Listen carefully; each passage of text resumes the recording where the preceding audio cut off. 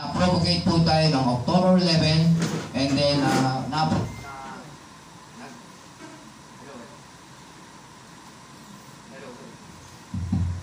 nag-granted po tayo ng October 12, 2021. Kayo po, ngayon, anniversary po natin.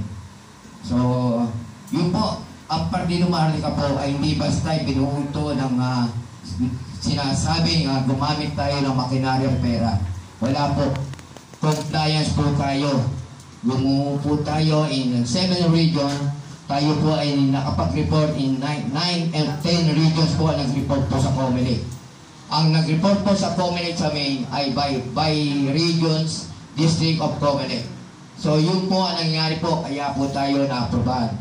Ngayon po, nakita nga po ni Chairman Garcia, nung time COMELEC, nagkabulungan, nagkausap. So sabi nga niya sa akin, uy, nagulat siya. You remember, sir? Yes naman. So kasi sa kanya po nagdaan sa kamay ng ating Chairman Garcia, George Garcia, ang Partido Maharlika. Kaya alam po niya ang hirap at pagod ng Partido Maharlika. Knowing po tayo naglagay sa COMELEC, wala po tayo ganun na makinarya yung lagay system. Tayo po ay gumawa, kumilos, nagpay, lahat po, yan po ay ginawa po natin. Sa pamamagitan po ni Glendale, talagang puro pakiusap, Glendale, Madam Glendale, please, huwag po kami pabayaan. So, right, kaya nga, every time kaya pinili ko makarating si Glendale, si Madam Glendale, kasi talagang ako'y tumatanaw.